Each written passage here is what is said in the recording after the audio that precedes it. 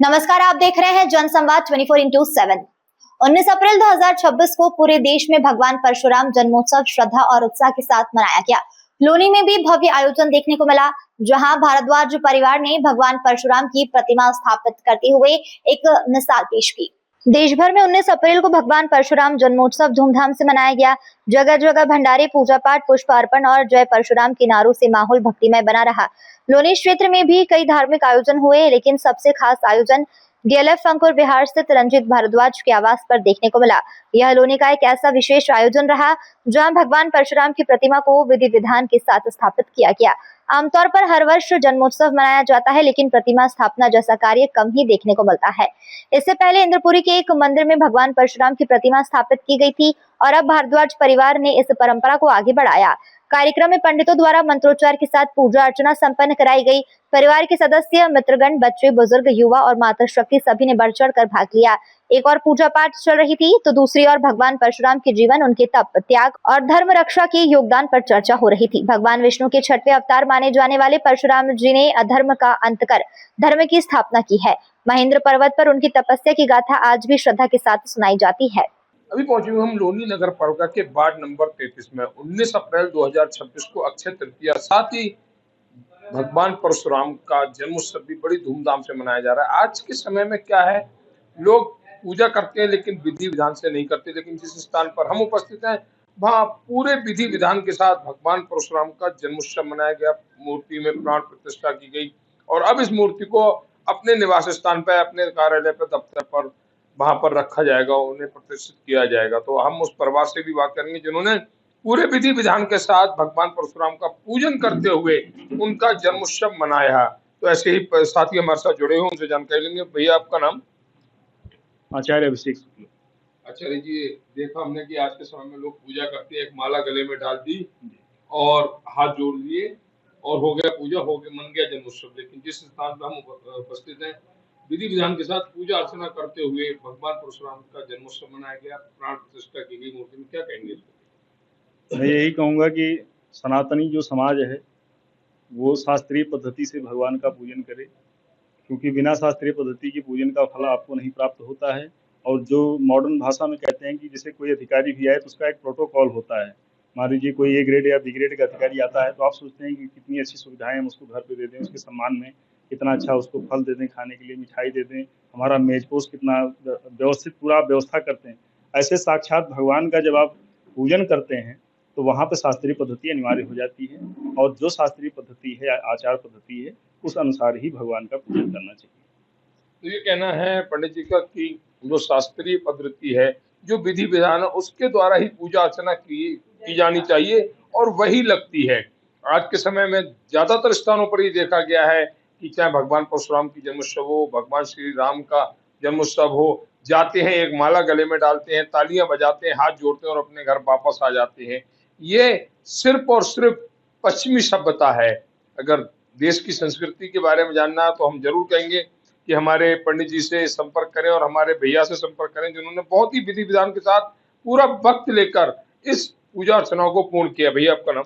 रंजीत भारद्वाज। रंजीत जी, देखा गया कि आज भगवान परशुराम के जन्मोत्सव पर बहुत ही शास्त्र द्वारा जो पूजा अर्चना होती है, वैदिक प्रक्रिया के द्वारा अपने भगवान परशुराम को अपने आप प्रतिष्ठित किया, प्राण प्रतिष्ठा की है मूर्ति में। क्या कहेंगे इसको?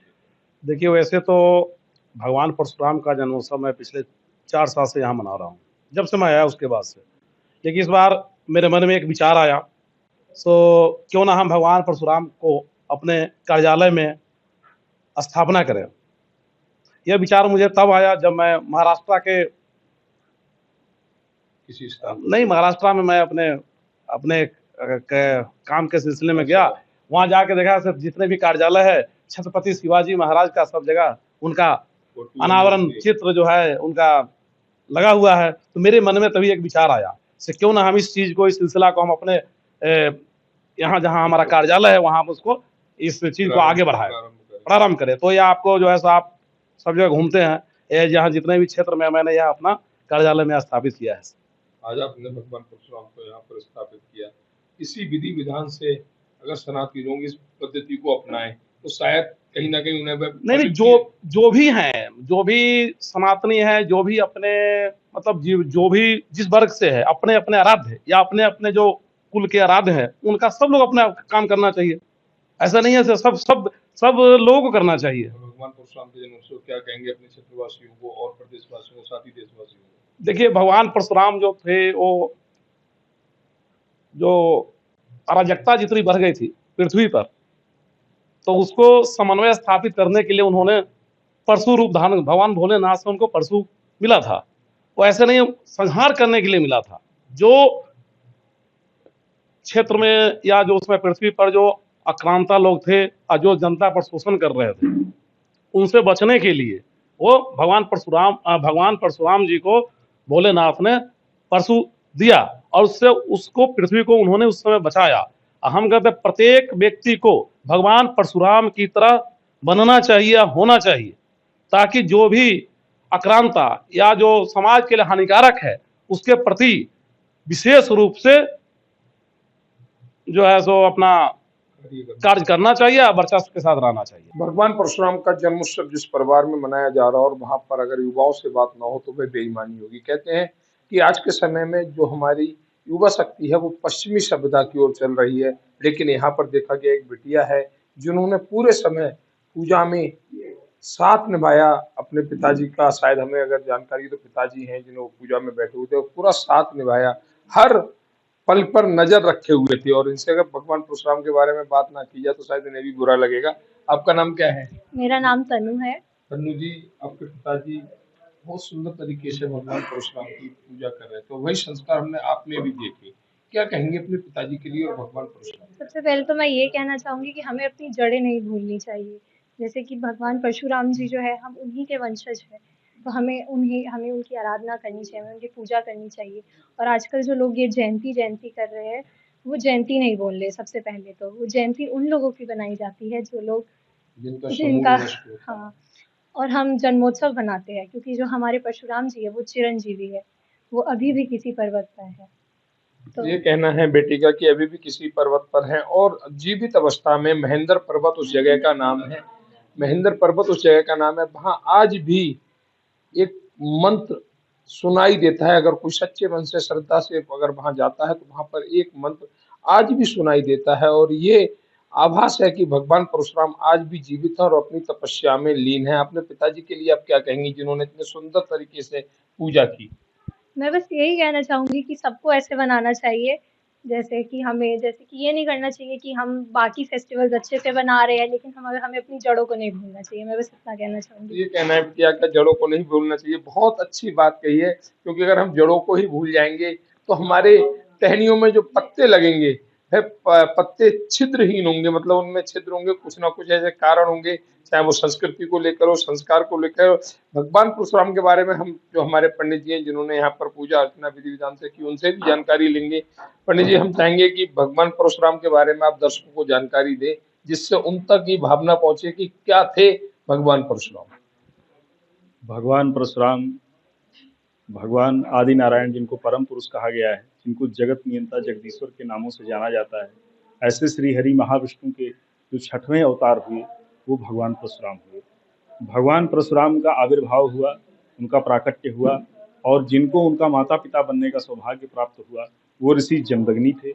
जमदग्नि ऋषि जो थे वो भृगु महाराज के पुत्र थे, जिनको भार्गव भी कहा जाता है। इसलिए भगवान परशुराम को भार्गव परशुराम भी कहा जाता है, क्योंकि भृगु ऋषि भगवान परशुराम के पितामह थे। तो भगवान परशुराम के पिता होने का सौभाग्य जमदग्नि ऋषि को प्राप्त हुआ और जिनका वध करने के कारण सहस्रार्जुन, जो कार्तवीर सहस्रार्जुन था, है वंश का राजा, जिसके संपूर्ण वंश का जो है भगवान परशुराम ने विनाश कर दिया, क्योंकि वो आतताई क्षत्रिय हो गए थे। तो पाप जब धरती पे बढ़ जाता है, जैसी भगवान की प्रतिज्ञा गीता में है, यदा यदा हि धर्मस्य ग्लानिर्भवति भारत अभ्युत्थानम धर्मस्य तदात्मानं सृजाम्यहम् परित्राणाय साधूनां विनाशाय च दुष्कृतां धर्म संस्थापनार्थाय संभवामि युगे युगे। ये भगवान की प्रतिज्ञा है कि जब जब पाप बढ़ जाएगा, अधर्म बढ़ जाएगा, अधर्म को नष्ट करने के लिए, धर्म की स्थापना करने के लिए, अपने भक्तों का, सज्जनों का, संतों का कल्याण करने के लिए मैं किसी न किसी रूप में अवश्य ही इस धरा पर अवतार लूंगा। इसी भगवान की प्रतिज्ञा है। उसी प्रतिज्ञा के अंतर्गत भगवान श्री हरि महाविष्णु ने जो जगदीश्वर हैं, उन्होंने अपना 6वां अवतार भगवान श्री परशुराम के रूप में लिया और आतताई क्षत्रियों का, दुष्टों का संहार करके पुनः धर्म की, न्याय की, नीति की स्थापना इस धरती पर उन्होंने किया। और भगवान परशुराम जो कि विप्र वंश में हुए, तो गोस्वामी तुलसीदास जी रामचरितमानस में कहते हैं कि विप्र वंश कै अस प्रभुताई, अभय होंहि जो तुम्हें डराई। तो जो आज भी भगवान कहते हैं कि विप्रों के लिए, भक्तों के लिए, अपने सज्जनों के कल्याण के लिए जब मैं अवतार लेता हूँ, पुनः अधर्म की स्थापना, अधर्म का संहार करके और धार्मिक व्यक्तियों की स्थापना करता हूँ। इसी क्रम में भगवान परशुराम का भी अवतार हुआ। और आप सभी जानते हैं परशुरामेश्वर महादेव, जो पुरा महादेव के नाम से प्रसिद्ध हैं, आपके पास में मेरठ में ही स्थान है उनका। इस आयोजन ने यह संदेश दिया है कि सनातन संस्कृति केवल पर्व मनाने तक सीमित नहीं, बल्कि उसे जीवन में स्थापित करना ही सच्ची श्रद्धा है। भारद्वाज परिवार का यह प्रयास लोनी ही नहीं, पूरे समाज के लिए प्रेरणा बना हुआ है। भगवान परशुराम के आदर्श आज भी समाज को दिशा देते हैं। जनसंवाद 24x7 के लिए विशेष रिपोर्टर